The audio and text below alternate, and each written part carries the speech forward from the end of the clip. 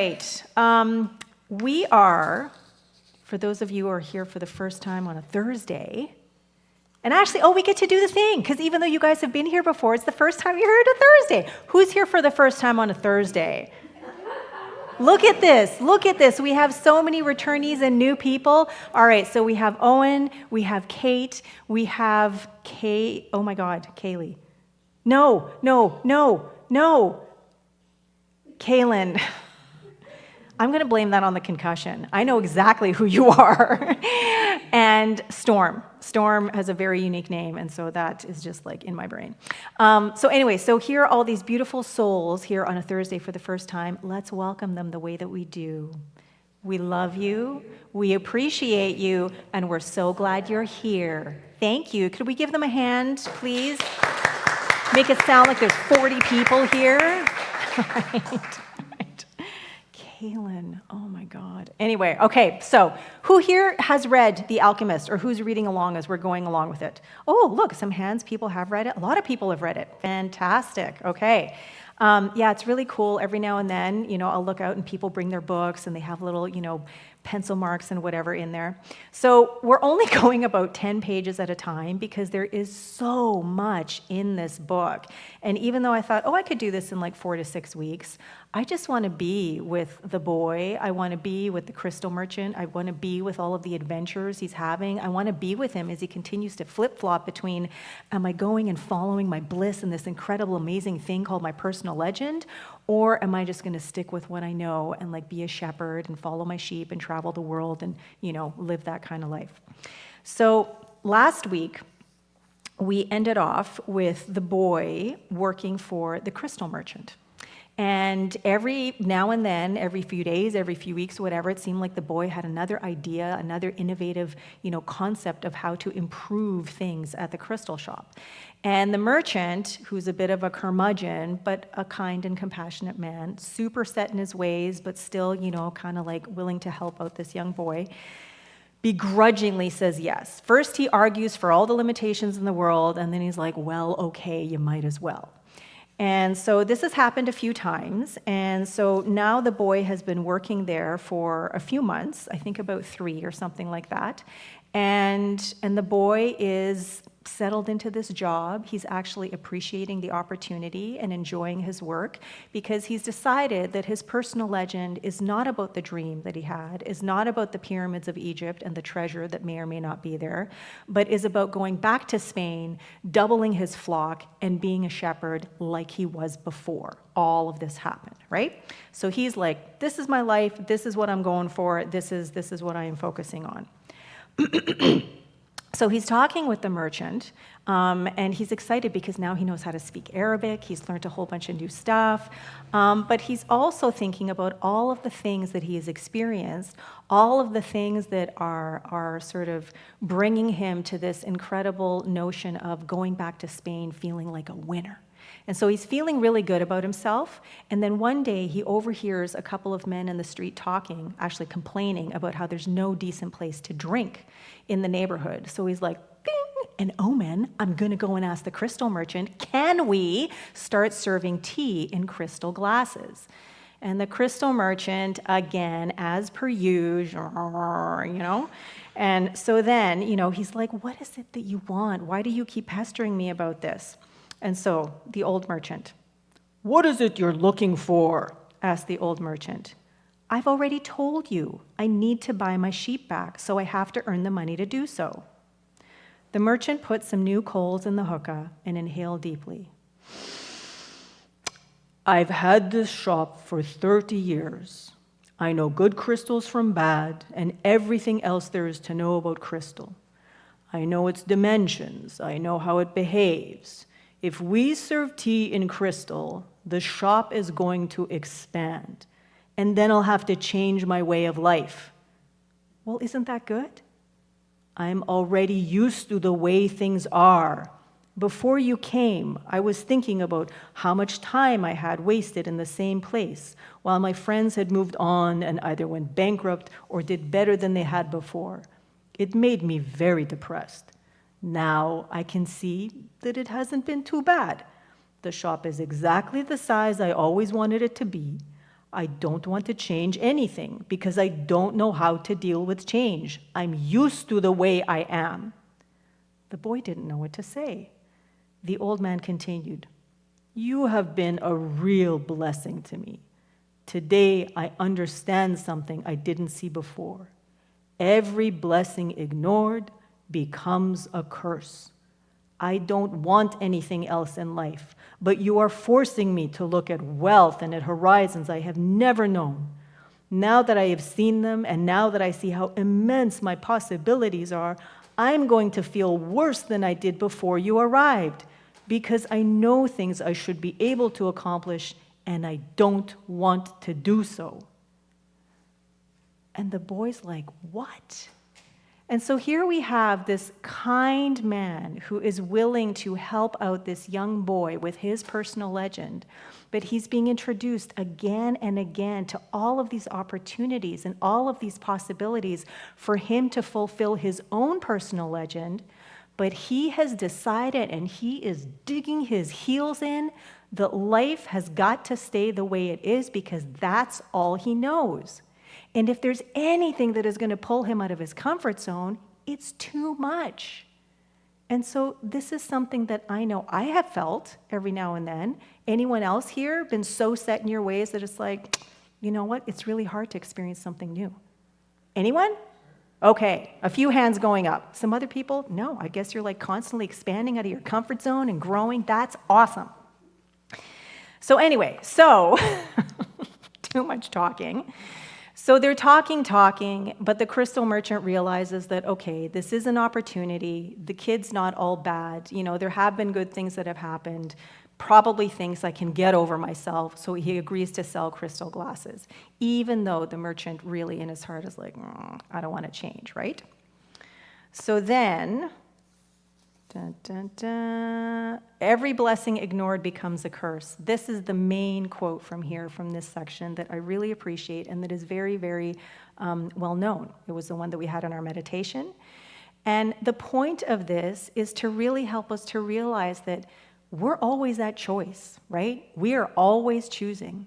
And what are we choosing from? Are we choosing from what we know, from what's familiar, from all the thoughts, all the feelings, all the beliefs, all the stories, all the everything that has got us to where we are now?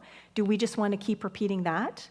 Or are we choosing from this incredible, amazing awesomeness that we are at our core, from that love, from that infinite potentiality, those infinite possibilities that the merchant is kind of afraid of recognizing or experiencing? Are we choosing from that? Because when we choose from that, we have a very different kind of life experience. And that's when we get to move out of whatever it is that we've experienced so far into something that is new, something that we haven't even been able to imagine before, something that is beyond our wildest dreams that we can't even explain, and yet we've opened ourselves up to the possibility, right? So every blessing ignored becomes a curse is an invitation to remember, to become more intentional about what it is that we're focusing on, to become more purposeful about our choices, so that as we choose, we are choosing something that is not only life-affirming, but that is also in alignment with that incredible divine energetic flow, that creativity, that incredible power, presence, and profundity that is forever, forever ready to unleash itself in, through, around, and as us. And so the boy goes to sleep, and he's thinking about things, and he's thinking about his sheep, and he's thinking about how once upon a time he thought that his sheep could teach him everything that he would need to know in the world. And then as he's thinking about all the things he learned, he's thinking, you know, they showed me where water is, they showed me how to find food, they showed me how they protect each other, they showed me all kinds of stuff. But as he's thinking, you know, maybe it wasn't that they were teaching me, but that I was learning from them. And in that line, we see another little nuanced shift in perspective for the boy as he expands in awareness, as he remembers, even though he's not really doing it consciously, but as he remembers and is inspired that there is so much more to life than what he has experienced so far, than what he can even imagine from what he's familiar with so far. And so then, Where are we? And then he spends some more time with the merchant. And as they're smoking, as they're conversing in Arabic, as they're talking about all the things that the boy has experienced over the last few months that he's been working there, all of a sudden, the merchant says, "Maktub." What does that mean? "You would have to have been born an Arab to understand," he answered. "But in your language, it would be something like, 'It is written.'" And as he smothered the coals in the hookah, he told the boy that he could begin to sell tea in the crystal glasses. Sometimes there's just no way to hold back the river. And so every time I hear this, and for those of you guys who are here for the first time, I read this book about 1 to 3 times every single summer. Probably have for like 8 years in a row at this point. It's one of my favorite books. And every time I hear maktub, I actually think, and so it is. Because it's not quite the same thing. It's not that, there's something that is written, that is fated, that is in some big book that is like, oh, this is your life and how it's going to end up. But it kind of is in the way because, and so it is really, it's what's happening, right? Whatever you think, whatever you feel, whatever stories you're telling about yourself or life or people around you, that becomes your life experience. Whatever your hypothesis, whatever your worldview, whatever the lens is, the more ingrained you are with that view, with that lens, with that hypothesis, the more you're going to find evidence for it everywhere you look, right? And so, you think that life is hard? Well, and so it is. You think that you're too tired and don't have enough energy? And so it is. But if you think like, wait a minute, I have it in me to do this, even though I have no idea how I'm going to do it, I know that there is this incredible power that's going to guide me, and so it is. So this is what it makes me think of anytime I hear that maktub, and it's just got the same kind of gravitas, that this maktub does in the book. So where it comes in with New Thought teachings is spirit is forever trying to fulfill itself. I mean, it will not stay still. Energy is energy. It is not going to be contained. It is going to continue to try and find an outlet all the time. And so if you say energy, if you say spirit, source, quantum field, power, God, love, whatever it is that works for you, it is forever expanding. It is forever trying to find an outlet. And so it is up to us as these unique original expressions of this power, of this energy, of this creativity to allow that to happen. Right? But so much of the time, we'll just close ourselves off and just be like, this is enough, because if I were to open up to something new and unknown, that could be too scary. So they're selling tea in crystal glasses, and it's going like gangbusters. People are coming into the store. People are buying more crystal. The crystal merchant has to hire more people, more employees to help out. And it turns out that it was a really, really good idea because people are seeking out the store, and especially those people who have a thirst for all things new. And so one day, the boy wakes up, and it's been 11 months and 9 days since he started working at the crystal shop, and he has enough money. He has enough money, and it's time for him to go. And so he gets dressed, he puts on his special clothing that he purchased and set aside especially for this occasion. He goes downstairs, he gets something to eat, to drink, he has a smoke on the hookah, and he marvels at this massive bundle of money that he's earned over the last year. And then he goes to tell the merchant that he's leaving.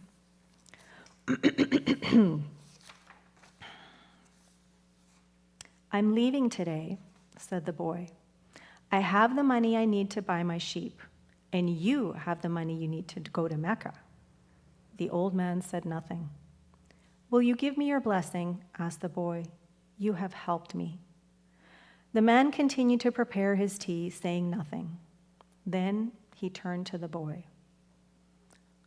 "I am proud of you," he said. "You brought a new feeling into my crystal shop. But you know that I'm not going to Mecca, just as you know that you're not going to buy your sheep." "Who told you that?" asked the boy, startled. "Maktub," said the old crystal merchant, and he gave the boy his blessing.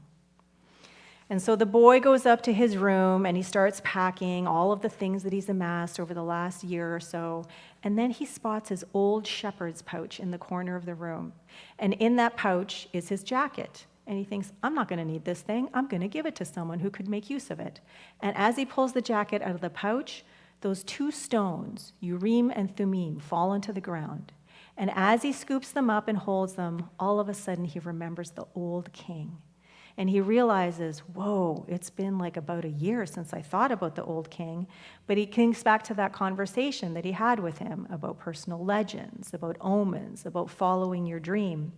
And it warms his heart, and he keeps thinking about all the things that have happened to him so far, and all the things that have gotten to him to this moment where he is now. And he's so proud of himself because he's been following his personal legend, which at this point is to get back to Spain, to buy a bunch of sheep, and to become a shepherd again. I'm going to go back to doing just what I did before, the boy thought, even though the sheep didn't teach me to speak Arabic.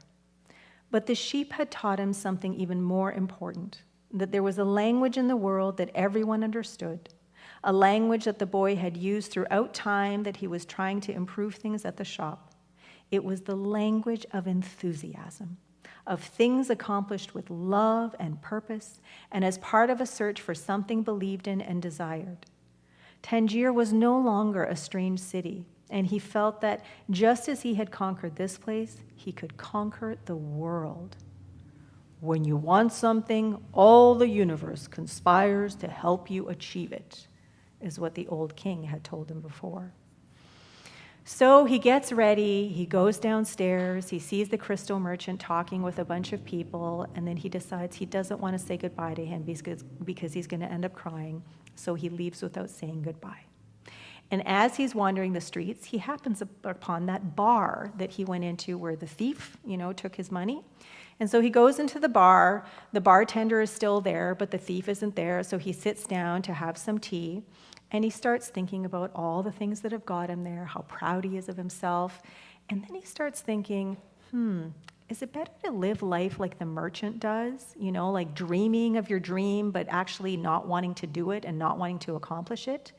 Or is it better to follow your dreams and not know what's going to happen and maybe run into like some unexpected stuff, but experience something that you could have never imagined?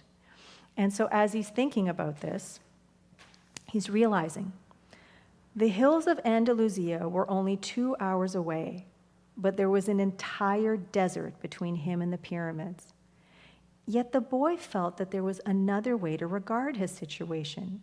He was actually 2 hours closer to his treasure. The fact that the 2 hours had stretched into an entire year didn't matter. I know why I want to get back to my flock, he thought. I understand sheep. They're no longer a problem and they can be good friends. On the other hand, I don't know if the desert can be a friend, and it's in the desert that I have to search for my treasure. If I don't find it, I can always go home. I finally have enough money and all the time I need. Why not? He suddenly felt tremendously happy. He could always go back to being a shepherd. He could always become a crystal salesman again. Maybe the world had other hidden treasures, but he had a dream and he had met with a king. That doesn't happen to just anyone. He was planning as he left the bar. He had remembered that one of the crystal merchant's suppliers transported his crystal by means of caravans that crossed the desert. He held Urim and Thummim in his hand. Because of those two stones, he was once again on the way to his treasure. I am always nearby when someone wants to realize their personal legend, the old king had told him. What would it cost to go over to the supplier's warehouse and find out if the pyramids were really that far away? So the title of my talk today is called, What Could It Cost? And the question that I'm asking here is the cost of truly living your life. And the cost of truly living is reflected in enthusiasm with which we follow our dreams, or not. When we follow our dreams and only imagine, when we dream and only imagine, then we enjoy, we visualize, we can get caught up in the idea and the hopefulness of it, but we play it safe. When we dream and we follow our dream, we risk, right? One is sticking with the familiar and the known. The other one is moving into the unfamiliar and the unknown and into something new. So in the end, every moment is an opportunity to embrace our blessings, to approach life with enthusiasm in following our dream and fulfilling our personal legend. So my questions to you are, what could it cost you to realize your dreams? What will it cost you if you don't? Thank you, and so it is.